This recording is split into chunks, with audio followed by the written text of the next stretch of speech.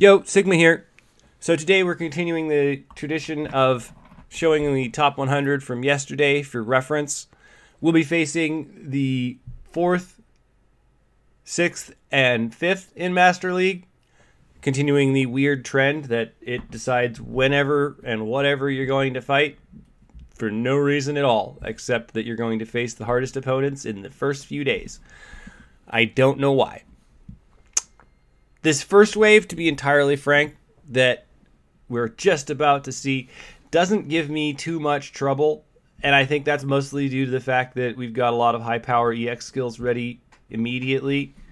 Although this suit is a bit of a straggler in most of my matches. This time it doesn't last very long because it locks itself in a firing position.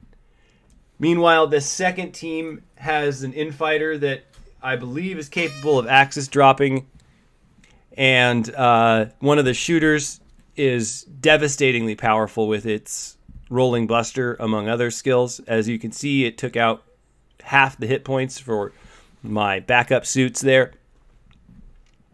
In the third wave that's coming up in a second, once this straggler finally dies, you're going to see that there's a pair of supporters that are, frankly, the tankiest supporters I've seen in this game to date.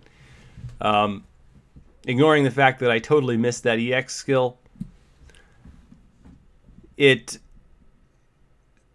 two, between this one buffing and healing, the other suit has a barrier that reduces quite a bit of damage. And I feel like there's a really good team strategy behind this. There's just not a lot of power in this team, it seems like. But I don't think it's able to really show that. Mostly because one of its teammates gets taken out and the team tactic kind of fails. But to be entirely frank, these builds are usually designed for the player to be using them, and the AIs just can't do it because they are dumb. But, like I said, this supporter and the other supporter, they are both incredibly tanky for what is supposed to be a support build. But I guess that's showing some of the versatility that is possible in this game. Although you don't always see it, unfortunately. It takes quite a bit of spam to take out this last wave, unfortunately, and it does not garner a great score. I've had only one other score better, and it's the one that you're going to see next.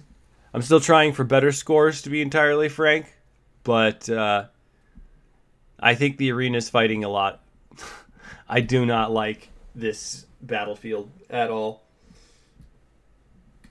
But that aside, you're going to want to focus on the supporters more than the range type in the final wave, like I mentioned before.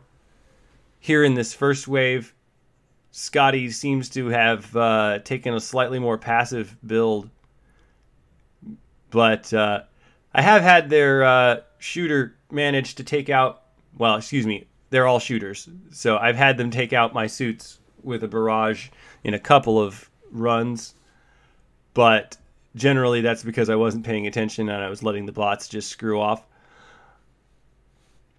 Meanwhile, Kabe just has a fairly tanky set of suits that dish out a decent amount of damage, though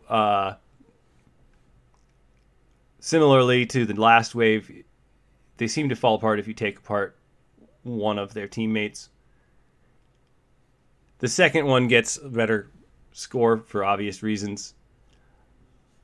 But one thing that I know for certain is holding back my scores is the operator base. I simply can't spend money on a weekly basis or a near weekly basis to get bonus parts. Although I'm not sure that you have to spend money on it, it seems like that is the case. It might just be that I've dodged all of the significant damage attacks that the final wave has. but their tankiness seems to be their greatest strength. At least when you're facing them.